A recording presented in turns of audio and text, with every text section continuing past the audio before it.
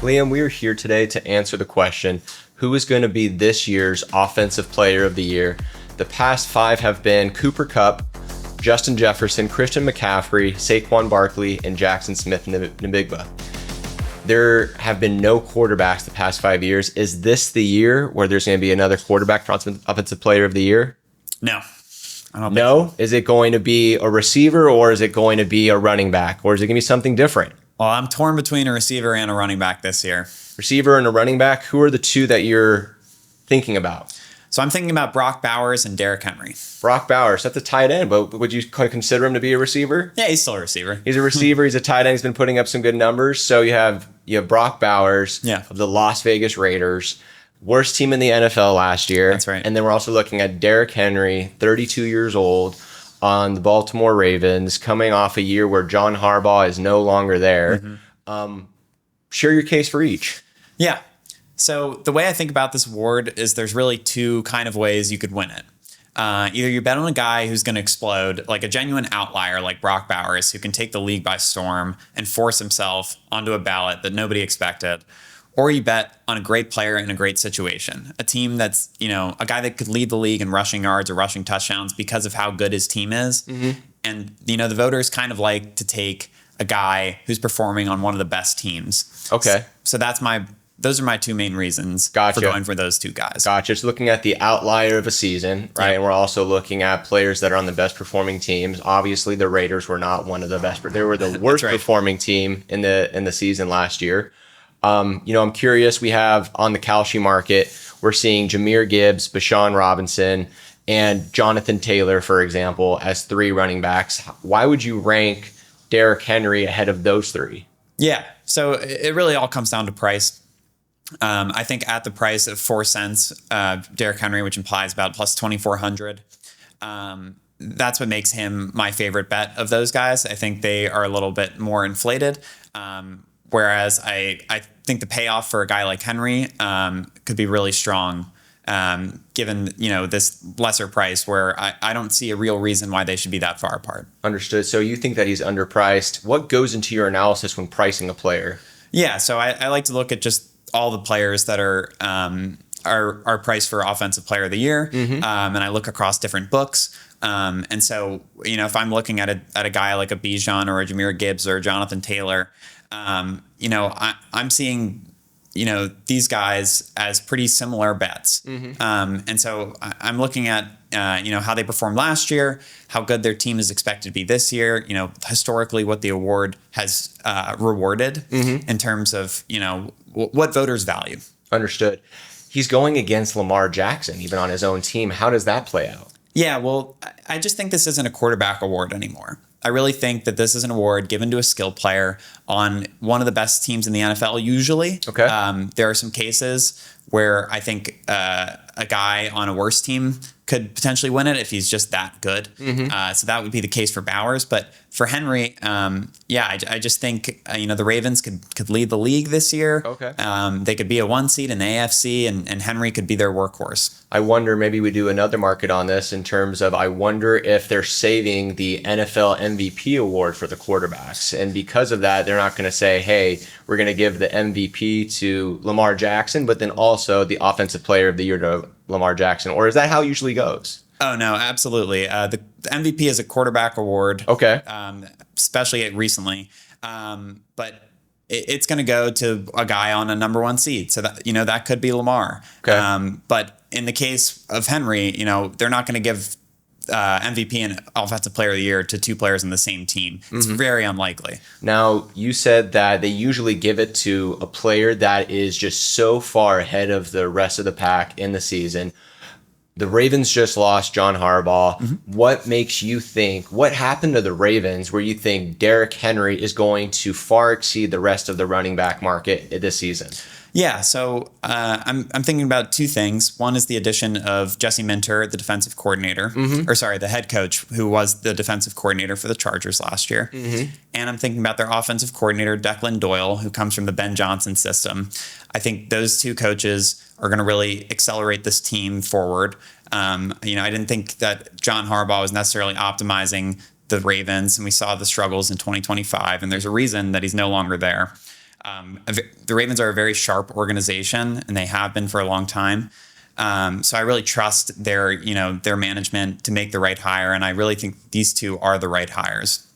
So tell me a little bit more about your thoughts on the Ravens compared to the other powerful offenses like you see with the Detroit Lions. You see Jahmyr Gibbs, he's at 14 cents on Kalshi versus Derrick Henry at 4 cents. You must think that the Ravens are going to do better than the Lions this year because of that.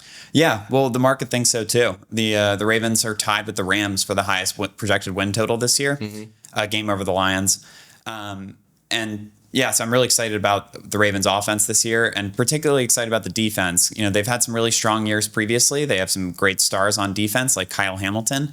And I think that really allows the offense to flow through the run game. When a defense is good, you're able to run the other team down, and there's nobody better, I think, to run another team down than Derrick Henry.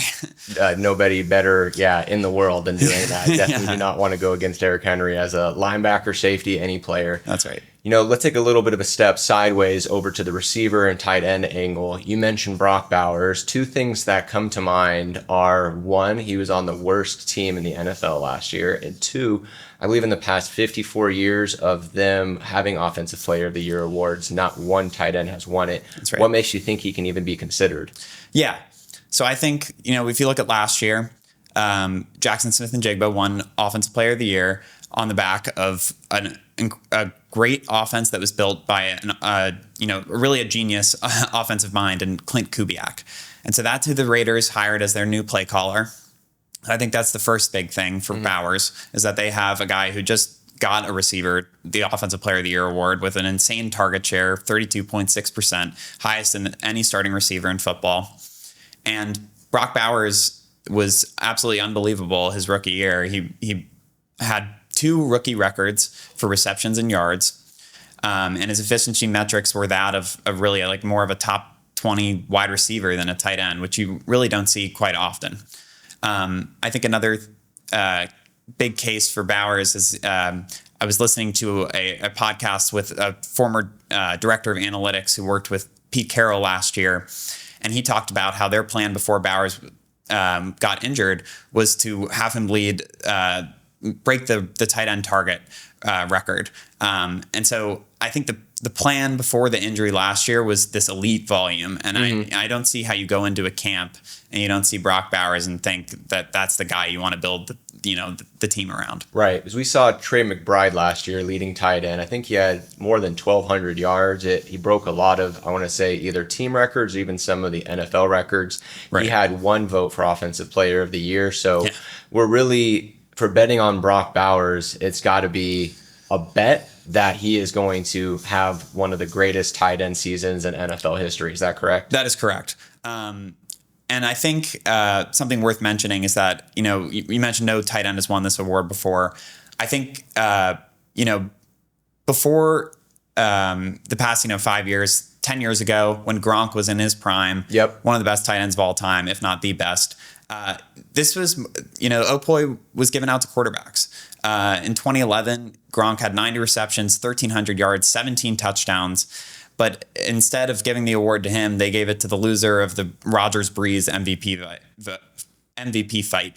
And 0 votes went to anyone else. But I think if that season happened today, that would be a win for Gronk. It looks like the optics of the awards have changed. They used to have quarterbacks, and now they are focusing and saying, hey, the NFL MVP is really going to be for a lot of them going to be quarterbacks, with the offensive player and defensive player are going to be different than the MVP. They're going to try to give out multiple awards rather than multiple awards to the same person. Yeah, absolutely. And what will the Raiders need to do? What will their record need to be in order for Brock Bowers to even be considered? Right. So I think that they need to get sort of middle of the pack at the least. Ideally, if they could outperform that, that's going to increase his odds of winning. But the comp I see for this is really like a 2023 Tyreek Hill, where a new offensive mind took over and Mike McDaniel and paired him with an elite mismatch weapon with an okay quarterback, but not great. So that's my base expectation for the Raiders. Where if Fernando Mendoza, the number 1 pick, is good enough, maybe he could accelerate that offense.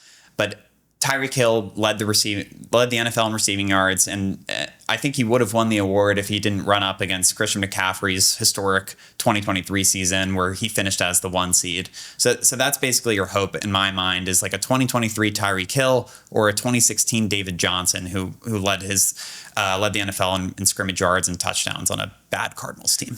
After how many weeks into the season are we going to know who is still going to be the candidate? I suspect that if you're going to be the offensive player of the year, you have to be pretty consistent and have some really big weeks and an overall great season. So is there right now, we have Brock Bowers at 3%, and we also have Derrick Henry at 4 cents. Let's say that we're 6 weeks into it and maybe they're trading a little bit higher or a little bit lower. What are you going to be looking for a few weeks into the season? Yeah, so I first want to mention that Brock Bowers is at 3% on Kalshi, but I think it's very important to line shop with this award, and so I wouldn't prefer to take Brock Bowers on Kalshi. If I'm betting on him, I'm betting on him on a sportsbook and DraftKings where he's 70-1. Wow. So there's a large discrepancy in what Kalshi thinks and right. what That's some edge right there. Yeah. Yeah, absolutely. But I think things to consider during the season is just how the team starts. I think we're going to know relatively quickly how good the Raiders are going to be with Kirk Cousins starting most likely at this point. And I think the Ravens too. In the first 4 weeks, we can get a decent idea of how good these teams are going to be. If they start out poorly, you're going to want to watch that price and see that, this might not be the year. Yeah. And as you know, on Betting the Future, we come here to make one bet, one prediction, find conviction on one position in a prediction market where we say, hey, this is what we're going to ride or die with. This is what we're going to look back on and say, where did I get it right? Where did I get it wrong? What went into your decision when choosing between Derrick Henry and Brock Bowers? Yeah, so I think Henry's just obviously a lot more likely to win the award. That's how he's priced. Sure. And so I am going with Derrick Henry as my pick for Offensive Player of the Year at the price of 4% on Kalshi. And yeah, what went into it is, I think it's really important that the Ravens could be such a great team, and they're projected to be, a top 2 team in the NFL based on projected win total. That really matters. That's going to help them, potentially get a 1 seed, and highlight the voters, highlight that for the voters and how, strong of a team they are built on the back of Derrick Henry. I also think, the voters, they like a story. Like, they want to see a good story. Sure. And I think, Derrick Henry past 32 or 33, yep. That's a story that they want to believe in, and they want to bet on a guy like that when he's such an athletic freak, and he runs people over. He's fun to watch. Like, if he leads the league in rushing yards or rushing touchdowns, right? And the Ravens are a really strong team. Like, I just really see the voters highly valuing that story. You're ready to crown King Henry? Absolutely. And he was close to it a couple years ago when Saquon had his 2,000-yard season. He might have even won 2 years ago. So maybe this is the bounce back. What happened to the Ravens this offseason? Did they improve on the offensive line at all? Or why do you think that they're going to be running it more? Or why do you think that Derrick Henry is going to outperform maybe his best season two years ago? Yeah, well, he did. He also won in 2020. This is his second chance, to do it again.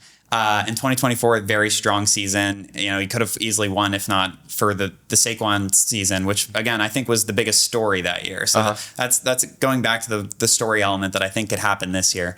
But I really think that last year Lamar Jackson, he dealt with some injuries. There's a huge difference between Derrick Henry with Lamar Jackson and Derrick Henry without Lamar Jackson. An explosive run rate, Derrick Henry ranked second in the NFL behind only Devon Achane with 9%. Last year with Lamar Jackson, he drops down to 32nd of 33 qualifying running backs per fantasy points. Without Lamar, that's a 2.1% explosive run rate. So an additional 7% just playing with Lamar Jackson. I also think that Declan Doyle, the Ben Johnson disciple offensive coordinator, that offense uses more screens to running backs, and Derrick Henry really hasn't operated that much in the receiving game, but I think that could change. He's actually very efficient in the receiving game, and it makes sense, right? Like, you just want to get this guy the ball in space. Totally. And he can run people down. But how common is it to win it twice in your career, Offensive Player of the Year?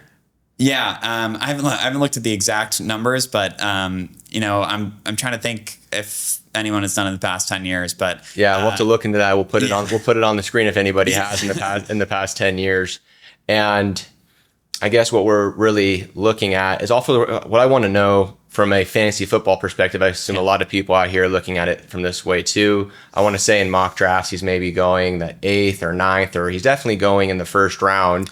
But you're saying that he's going to be Offensive Player of the Year. That's what you're betting. So, I mean, how high would you be willing to, if you're at pick number 3 or 4 in your NFL fantasy football draft, are you taking him even though his ADP is maybe at 8 or 9, and that you won't be able to get him? Are you gonna?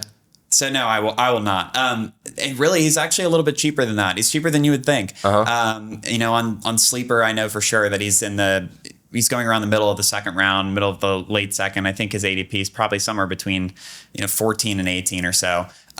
So yeah, second round pick, I'll absolutely take him. I think I'd take him as high as 13 this year in your fantasy draft. Okay. Depending on the format, of course. But yeah, I think he's a really strong candidate. But at pick 4, right? That means that you're not going to be able to get him at pick 13 or 15 or 16. He's going to be gone. So what I'm curious, what the audience is probably curious about, is if you think he's going to have one of the best seasons in the league. I know it's happened to me a few years ago when I could have had Tyreek Hill at, I think it was the 3rd or 4th pick, and I go, no, it's maybe too rich for my blood. And then he went out and had one of the greatest, receiver, seasons in the past decade. And so I look at that, even look at this past year when I'm drafting. Sometimes people draft off of ADP. So for the audience, I mean, tell them why. What about your philosophy or the way that you do analysis makes it so that you're not taking him at 4? Yeah. And who else would you be taking instead at 4 over the Derrick Henry? Yeah. Well, it's the same way that, I wouldn't be making this bet if Derrick Henry were at the top of the Offensive Player of the Year pricing. Okay. That's how I view it in terms of ADP versus the pricing. If he were at 14%, I wouldn't take that bet because it's not that it's not that likely in my mind. But I think you have to look at what the market is pricing, and I think you can be willing to go a little bit above ADP, but okay. For somebody who plays in multiple fantasy leagues, I'm lucky enough to build a portfolio of players so that, I can be overweight a guy without having to be extremely overweight. And so, I think with my philosophy is, it's really that market price that matters to me a lot. And so I'm willing to go above market to an extent. Understood.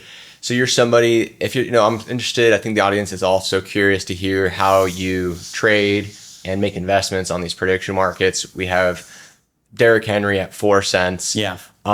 If he's sitting at 20 cents or 25 cents going down into the playoffs and things like that, how do you think about selling your positions? Yeah. So with every trade, I have a stop loss if the price reaches a certain point. And so I'm going to have a set amount of risk. And what my return on that risk becomes at whatever point, if we get to 20 cents or 10 cents, I have a set R, essentially, of risk, number of units, I guess you could say, that I'm willing to cut my position in half and let the other side roll. And so I think it's a great thing to do on Kalshi, given that they have, very friendly cash outs compared to other sports books. Right. So you'd be willing to take some money off the table. I guess the other point of that is, let's say that Derrick Henry goes in the first 3 or 4 weeks and he's not performing. Now he's down at 2 cents. Yeah. Are you going to be making that sell, or how do you typically deal with that? Yeah, so it depends, I guess, where I set my initial stop loss. And whatever it is, I'm going to follow it. So if he does fall to whatever I've outlined, it could be 2%, then I will sell. Another piece I want to bring up is Clint Kubiak. He's now on the Raiders. We also saw Kenneth Walker last year. Yeah. The Seahawks have a great year. So did Jackson Smith-Njigba. So, they had a great offensive, but then you also have the young buck over at Ashton, That's right. Jeanty over on the Raiders too. So I'm curious, you're looking at I guess the Raiders, looking at these two, I mean, how do you feel about Ashton Jeanty versus Derrick Henry? Yeah. So, I mean, a big reason why I like the Derrick Henry bet so much is because of how good I think that defense can be. And the Raiders have Max Crosby, who's great, but I think it's really unlikely that they, transform into this top defense. Maybe they do. But I think in a situation where I expect the Raiders to be passing a lot because, they're going to have to play catch up in that AFC West against Chiefs, Broncos, Chargers. And so the pass game, I think, is really going to funnel more through Bowers than Ashton Jeanty. But Ashton Jeanty, I hope, will just kind of open up the offense for Brock. Understood. Well, Liam, thank you so much for coming on to Betting the Future. Thank you all for watching. If you liked this episode, please give us a like and subscribe. We'll be on next week with a new guest and a new topic, and we will see you in the future.